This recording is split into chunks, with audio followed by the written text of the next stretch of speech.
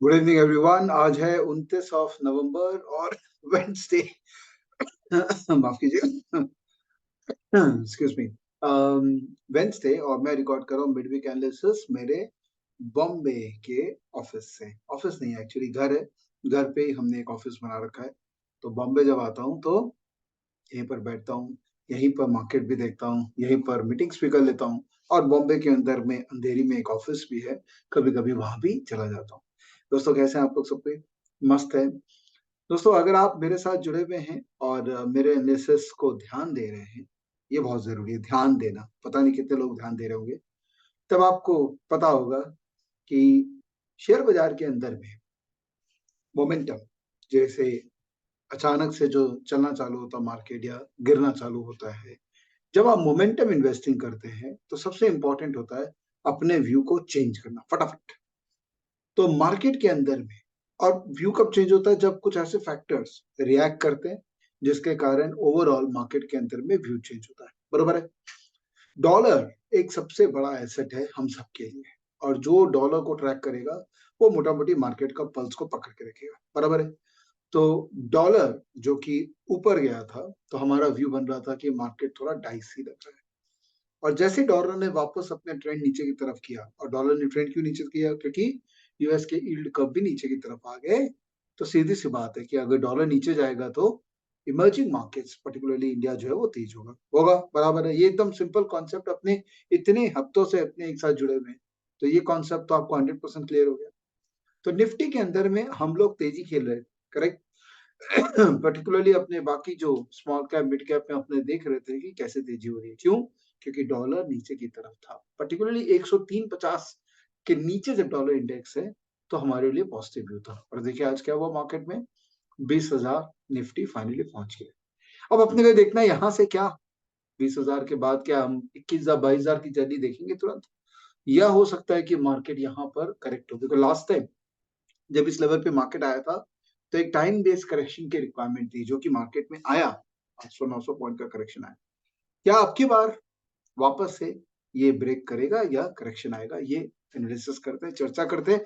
और जब भी चर्चा करेंगे ना उसमें मेजर जो इंस्ट्रूमेंट्स हैं, डॉलर इंडेक्स और क्रूड, ये सबको दिमाग में रख के चर्चा करें। हम स्टैंड अलोन निफ्टी को जज नहीं कर सकते, हमको होलिस्टिकली मार्केट में एक व्यू बनाना पड़ेगा। ये मैंने आप सबको सिखाया है ना। चलिए वीडियो बंद करते हैं और फटाफट स्क्रीन शेयरिंग करते हैं। Let's try to analyse the market as it is, that क्या लग रहा है मार्केट में क्या हो सकता है। तो ये देखिए डॉलर इंडेक्स, इसके नीचे जब डॉलर इंडेक्स गया, एक बार अटेम्प्ट उसने किया था वापस ऊपर जाने का, बट फिर उसके बाद ये नीचे चला गया था। क्यों?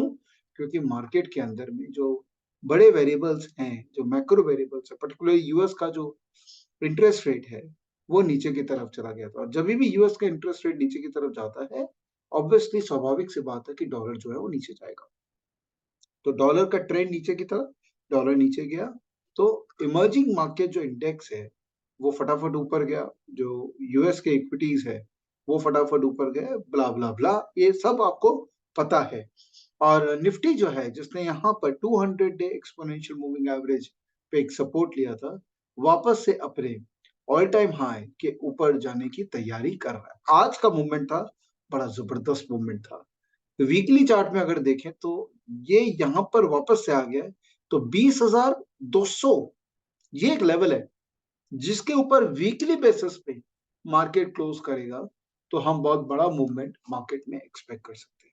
लेकिन क्या वो करेगा कि नहीं करेगा, इसके लिए हमको मार्केट का ब्रेथ भी स्टडी करना पड़ेगा कि क्या मार्केट अभी ओवरबॉट हो गया।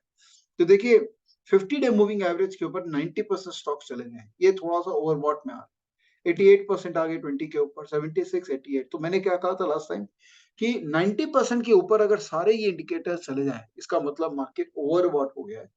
ओवरबॉट का मतलब ये नहीं होता कि मार्केट करेक्ट करेगा।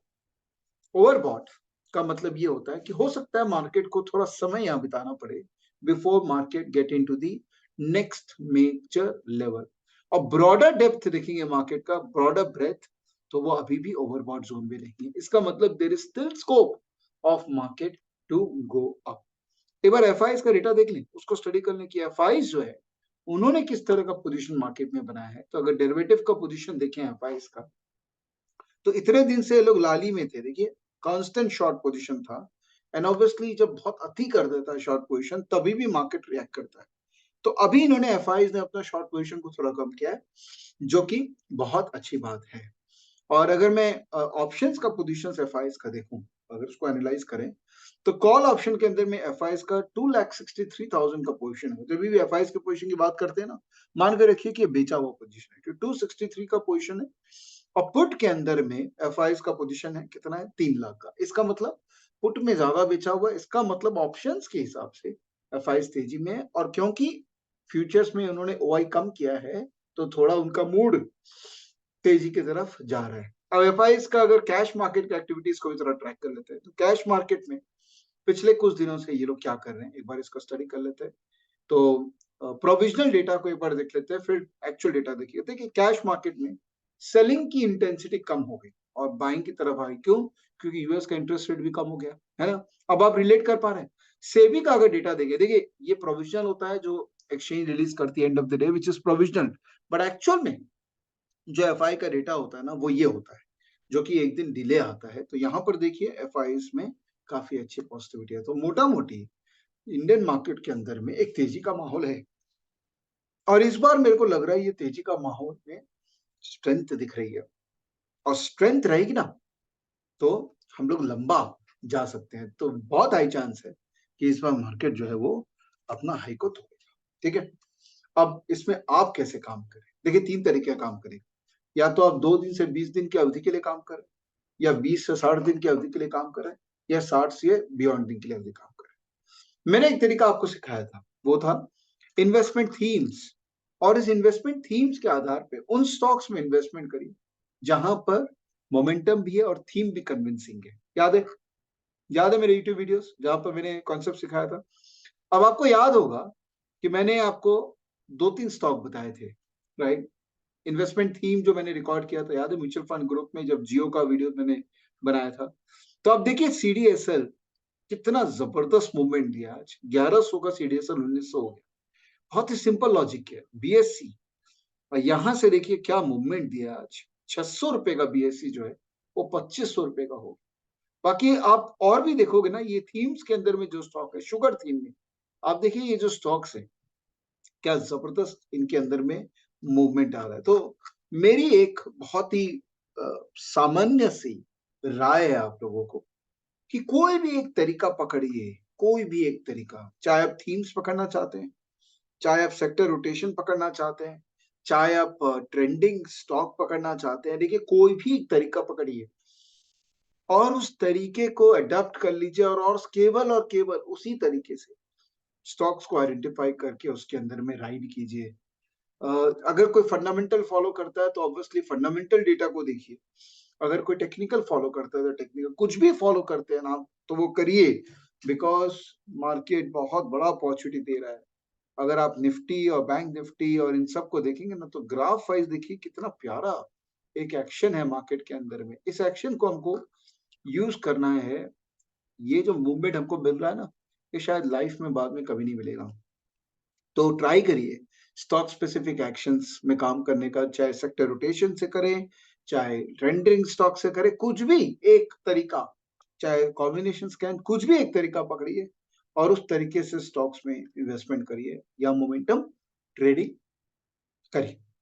जाते जाते एक बात बोल दूं कि देखिए स्टॉकेज क्लब में हम बहुत कुछ कर रहे हैं, बहुत मचा रहे हैं। यहाँ पर हम बहुत स्टॉक आइडियाज भी जनरेट कर रहे हैं। We are doing phenomenally well. हमारे जो स्टॉकेज क्लब मेंबर्स हैं उनको इतना फायदा हो रहा है कि मैं आपको बता नहीं सकता हूँ कि इतना जबरदस्त हमने एक प्लेटफॉर्म क्रिएट कर दिया है जहाँ पे लोग अपने अपने बलबूते पे पैसा कमा रहे हैं। अब देखिए आयुष भाई ने कितना अच्छा पैसा बनाया। खाली मैं ये नहीं बोलता हम लोग के कारण बनाया, बट मेरा काम क्या है? मेरा काम है कि मैं कॉन्फिडेंस दूं मेरे क्लब मेंबर्स को कि भाई हम कर सकते हैं, तो आप क्यों नहीं कर सकते? तो मेरा एक छोटा सा सबमिशन रहेगा, इस तेजी के बाजार में अपॉर्चुनिटी को जाने मत दीजिए, अपना होमवर्क करिए, और हो सके तो 1 साल के लिए स्टॉकेज क्लब को ट्राई करिए।